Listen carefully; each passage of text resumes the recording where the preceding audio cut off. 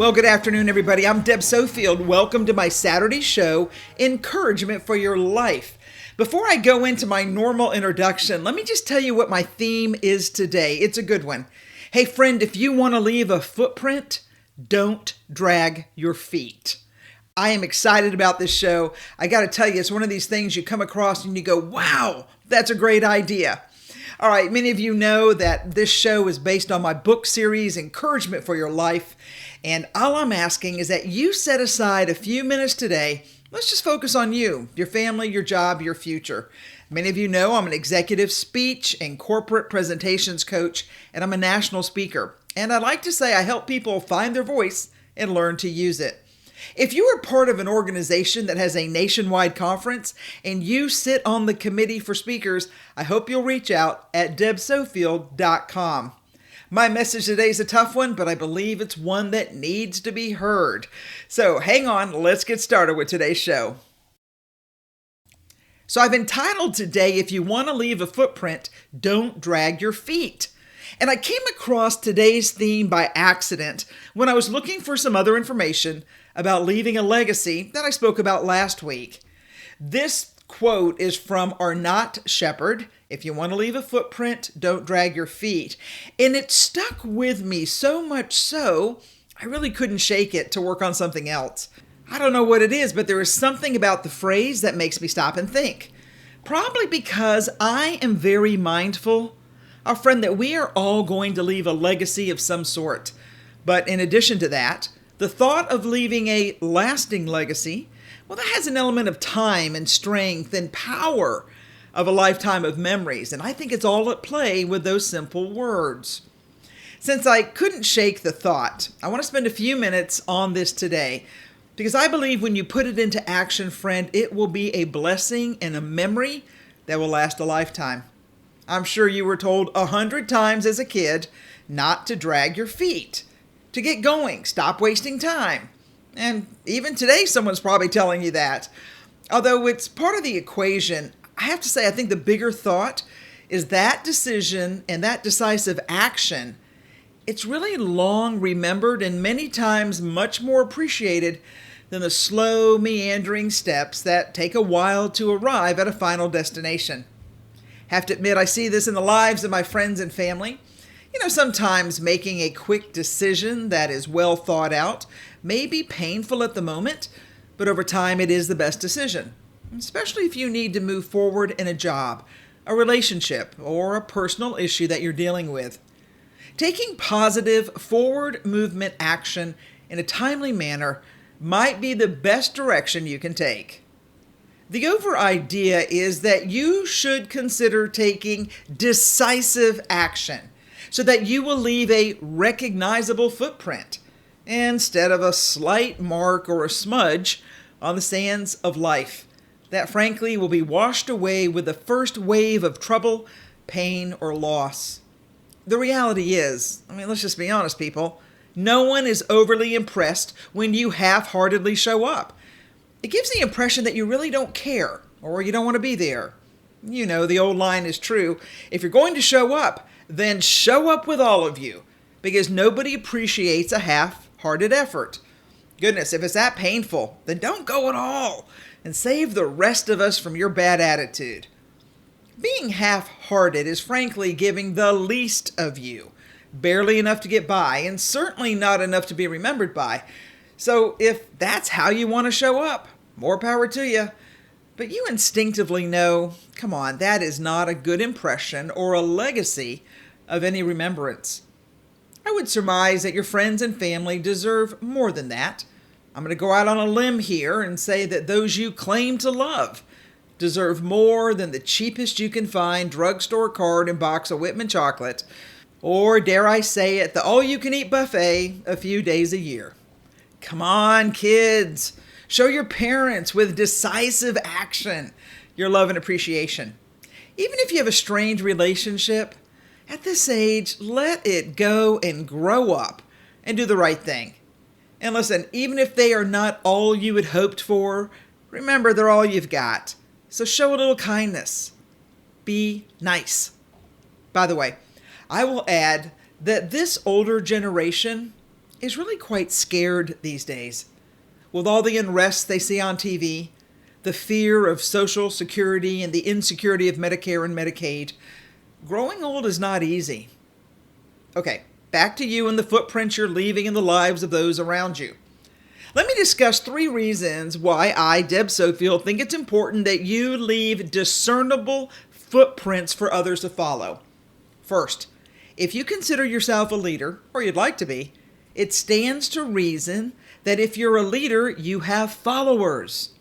Frankly, the best way to have followers is to have some sort of guide for them to follow.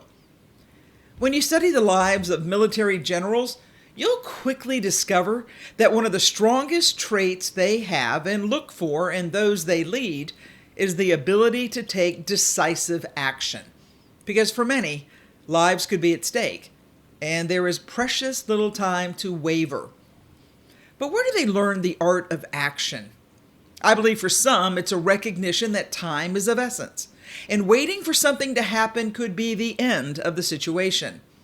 No one's safe if they just sit and wait and wait and wait. No, someone needs to step up, review the plan, and then take action for the safety of the whole. I am well known for saying leadership is about making a decision and sticking with it. A good leader will assess the situation and then do what is best for those in their care. This is not a time for self-aggrandizement. True leadership shows the way for others to follow to safety. Leadership is leaving a recognizable footprint for others to follow. So if you want to leave a footprint, come on, people, stop dragging your feet.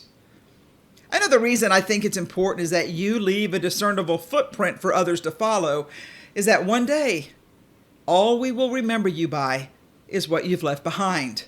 Your words, your actions, your legacy are the memories we'll take with us till the end of our days. Friends, you have a choice in life. You can lead or be led. And I'm sure many today adhere to the line, lead, follow, or get out of the way. I am a fan of the quote by Theodore Roosevelt. It's not the critic who counts, not the man who points out how the strong man stumbles, or where the doer of deeds could have done him better. No, the credit belongs to the man who is actually in the arena, whose face is marred by dust and sweat and blood, who strives valiantly, who errs, who comes short again and again, because there is no effort without error and shortcoming. But who does actually strive to do the deeds? Who knows great enthusiasm, the great devotions, who spends himself in a worthy cause, who at the best knows, in the end, the triumph of high achievement, and who at worst, if he fails, at least he fails while daring greatly, so that his place shall never be with those cold and timid souls who know neither victory nor defeat. I've always loved that quote. Want to share that with you today because I think that's the essence of the message. Make a decision. Do your job. Step into the light. People, you are needed now more than ever. All right. To be fair, in reality, some of you will go down in defeat. This is an honest radio show. But be assured, at least you made a difference. A fighting difference in the lives of others. Friend, fight the good fight. Stop living in the gray twilight that knows nothing, because doing nothing leaves nothing but a shallow smudge on the beach, leaving no discernible footprint for others to follow. Remember, if you want to leave a footprint, don't drag your feet. My third thought for today is this. Some of you have become very comfortable dragging your feet in life. And I'm here to tell you that you are wasting valuable time due to your laziness. Yes, I said the word lazy because I'm guessing, whether you're at home or at the office, without a doubt, there's a pile of work you need to finish or taxes you need to get to work on that are still not done from, last year, or the writing of your will and the arrangements for your life's end that you've been putting off for who knows why and how long. Now, friend, don't leave that for your family. That is your job. Get to it. Let me dig deeper and ask why you've let your personal life get so messed up with your social drinking that has now gotten out of hand, or the pain pills that are now an addiction, or the hours you're spending online looking at sites you know you're not supposed to be looking at. Because listen, there's no good end to what you've been watching. It only leads to the destruction of your marriage and the alienation of your friends and family who, when they find out, and they will lose all respect for you. Friend, today's the day to pick up your feet and start running away from the impending fire that is about to burn down your life. These hidden habits will reduce you to nothing but ashes. And then your life? Oh, you're not going to leave a footprint. You're not even going to leave a smudge. And I can't think of anything sadder than your amazing life being completely wasted. See, I believe that. I believe that if you want to, you can leave a footprint for others to follow. But for that to happen, you've got to stop dragging your feet. So, let today be the day that you get up and you go. Because it comes down to choices. And your choice today, if you are wise, friend, if you want to leave a footprint, you've got to stop dragging your feet. I'm Deb Sofield. Believe it or not, this is encouragement for your life. Stay tuned. I've got more information to share about leaving a legacy in life. Hi, I'm Deb Sofield. If you've ever needed help crafting a presentation for your job or your company, I can help. In today's world, you know how important it is to be able to speak and present well. I'm a national speaker and an executive speech and corporate presentations coach. I can help you craft your message for your success. I'd like to be on your team. I'd like to be your coach. Contact me through my website, debsofield.com. Hey everybody, welcome back. So I did jump into today's message. Let me go back and do a quick reminder. I've got a number of books on the market, Speak Without Fear, Perfecting Your Platform, and these radio shows are in a series called Encouragement for Your Life. You just go to Amazon, type in my name, and all my books will appear. Hey, thanks for joining me today. Strong message, I know, but you can take it, and we'll find victory at the end. I came across a great article by Thomas Law, and it was Powerful Steps for How to Change Your Life. All right, it's a little bit long. I have edited this, but it's got some really great information, so let's go. The author says it's totally possible to learn how to change your life and live your dreams. It might not feel like it could be that way, but it's true. If you look around, there's always someone in the world who grew up in a similar place, time, and situation as you, who managed to change their life for the better. Because just because it's possible to change your life doesn't mean it's easy. He goes on to say, whether you want to get motivated, become your own boss, or move to Italy, learn Italian, fall in love, open a restaurant, hang on, I've got some ways for you to think about it. So the headline is How to Change Your Life. Number 1, decide you want to change your life.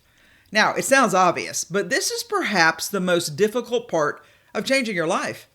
The author says, during my travels, I've had many conversations with people who've told me that they want to make significant changes in life, but they never seem to happen. Why is that? Because it's tough to change your life. Let's be honest, it is really tough. In fact, changing your life might be the most challenging and uncomfortable thing you ever do. In a moment of enlightenment, a friend of mine said, oh my, if I want to change my life, I have to change my life. The author said, at first, this is very scary. Depending on what you want to change in your life, your dreams may lead you to move to a city or country where you don't know anyone. You might need to let go of friendships who you've had for years to create space for new ones. Or perhaps you need to swap a steady career for the roller coaster ride of entrepreneurship. In other words, changing your life means making some tough decisions. So, how badly do you want to change your life? And what are you willing to do or give up to make it happen? The simple fact is this: once you decide to change your life, suddenly almost anything is possible. Step 2, learn to embrace discomfort. If you want to learn how to change your life completely, be prepared to say goodbye to your comfort zone. The very essence of growth is to move beyond what you've experienced before. You're going to have to break new ground. Billy Cox, who was Jimi Hendrix's bass guitarist, once said, Life will only change when you become more committed to your dreams than you are to your comfort zone. And he's right. So, get into the habit of stepping out of your comfort zone at every opportunity. Do little things like don't keep ordering the same food. Listen to different types of music. Watch different types of TV shows and documentaries. Sign up for a fitness challenge. Take a different route home. Text or call someone you haven't spoken to in years. Friend, learn to embrace change at every turn. Something else, really step 3, identify why you want to change your life. When working out how to change your life, it's often easier to start by determining what you don't want before exploring what you do want. So, what aspects of your life are really that you don't like? Do you dislike your job? Do you dislike where you live, your social life, or how you feel? Are there destructive habits or circumstances you need to overcome? Friend, don't dwell on that and don't get pulled into negativity. Just write down what you do want and then move on to the next step. Something else you can do is define the changes you want and need to make. So listen, you're going to have to be creative. How do you want to transform your life? Some listening today, maybe you'd like to start a business. Frankly, maybe you'd like to move, change careers, travel, make new friends, take up a hobby. Let go of the past. Stop procrastinating. Grow your confidence. And maybe create and stick to a morning routine. Whatever it is, as soon as you think of an idea, there's probably a little voice in the back of your head that says, "Oh, that's reckless, unrealistic, it'll never work." Come on, don't listen to that voice. That voice is afraid of change. Anything's possible. It's been said, no matter who you are, no matter what you did, no matter where you come from, you can always change. Become a better version of yourself. Our friend, dream big. I love the next step. Some of you need to identify things that might be holding you back. Habits, reoccurring thought patterns, or people that could hold you back from making life changes. Think about it. Do you procrastinate? Are you addicted to sugar, alcohol, social media, gaming? Do you beat yourself up with negative self-talk? Are there negative people in your life who discourage you from trying? Deb's rule, walk away. Listen, if you're struggling to see what could stop you from transforming your life, consider asking for help from a close friend or family member that loves you, believes in you, and will trust you. Be aware of the pitfalls before they arrive. Don't dwell on bad things. Write it down. Move to the next step. There is no need to hang on to your broken past. Step 6, choose your one thing. When learning how to change your life completely, it's important to remember that this process takes time. It's not going to happen all at once. If you try to change too much in one go, you'll likely become overwhelmed, burn out, and then you're probably going to revert to your usual way of operating. So you've got to conquer it one thing at a time. Here's what you do. Focus on one significant change, like moving to a new city or changing jobs. Or choose one keystone habit to conquer. Now remember, a keystone is the middle stone of the arch that holds all the other stones together. Keystone habits encourage the development of other related habits. In the book, The Power of Habit, the author suggests that exercise is a powerful keystone habit. Typically, people who exercise start eating better and become more productive at work. They smoke less, they show more patience with colleagues and family. They use their credit cards less frequently, and they feel less stressed.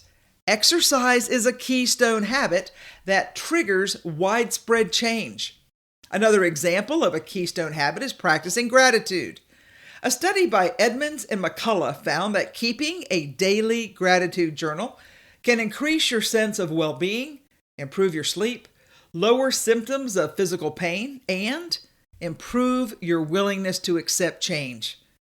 Think about what significant change or keystone habits that you're going to focus on and then accomplish.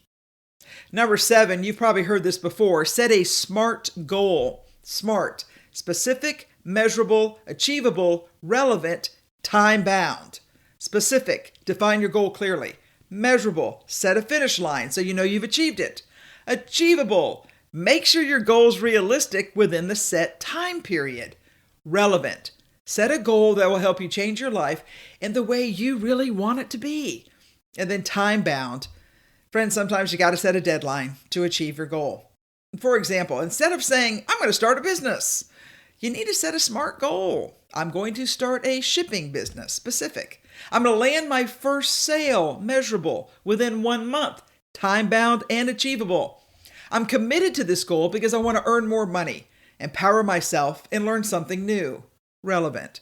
Then treat your SMART goal like a compass. And friend, if you lose your way, keep returning to your SMART goal to stay on track so you can change your life. Number 8, prepare for the storms.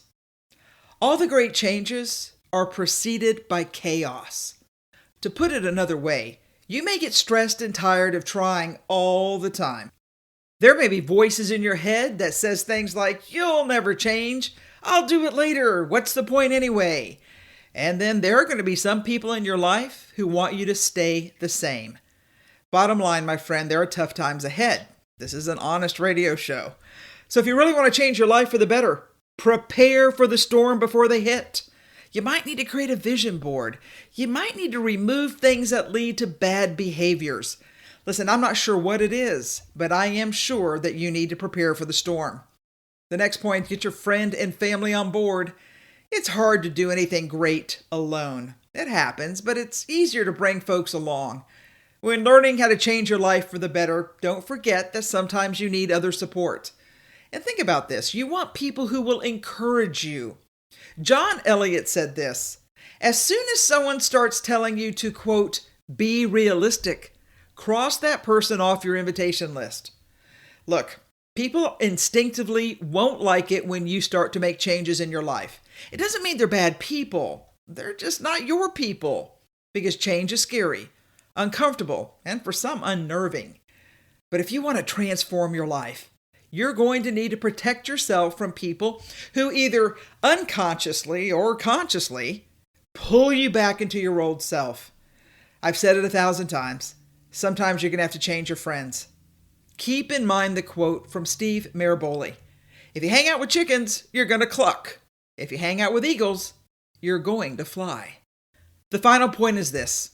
Friend, get ready to go the distance. All right, let me lay it on the line. If you're trying to figure out how to change your life in 30 days, it's going to be a struggle to make meaningful change. Not saying it can't be done, it's just going to be hard. See, most successful people think long term. Bill Gates, not a big fan of his, but he did say this, most people overestimate what they can do in 1 year and underestimate what they can do in 10 years. In other words, stop thinking in days and weeks and months or even years. Bill Gates thinks in decades, and you should too. So, get ready for the long haul. Be patient. Focus on the process, not just the results. And here's what I mean. Listen, if you want to climb Mount Everest and all you think about is being at the very top, folks, you're not going to make it. You have to focus on training, preparation, and then climbing, and it will add up to years of work and then great success. You have to take it one step at a time, one keystone habit at a time, and I believe you'll get there in the end. All right, I know it was a lot to handle there, but let me go through them again real quick. Decide in your heart you want to change your life, come heck or high water. Practice stepping out of your comfort zone, embracing discomfort. Identify the things in your life you want and need to change. Define how you want to transform your life. Identify everything possible that could prevent you from changing your life. Choose one significant change or keystone habit to conquer, and then set SMART goals. Help your future self stick with the program by preparing for tough times, and get the people in your life on your side or out of the way. And then think long term. Be patient. Focus on the process, not just the results. And here's the key. Start now. Why? Because if you want to leave a footprint, stop dragging your feet. I love that quote.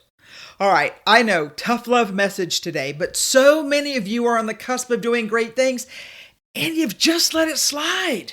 You've let other things fill your life. You had a goal. You started in January. Hey, friend, we're coming into March. Or we're in March. Where's your big list? What happened? Get back on track. You deserve better. You were made for more. Listen, I say this all the time. I believe it. If I didn't, I wouldn't be here every week, because I just think sometimes you've got to make big changes for big changes, because there is so much you can do. Let's put our mind to it. Let's put our shoulder to the plow, and let's look to the light. I'm Deb Sofield. This is Encouragement for Your Life. Friend, thank you for joining me today. Got a little excited, I know, but I care about you. I want you to live your best life ever. And I hope you'll join me next week, same time, same place, for Deb Sofield's Encouragement for Your Life. Thanks, everybody.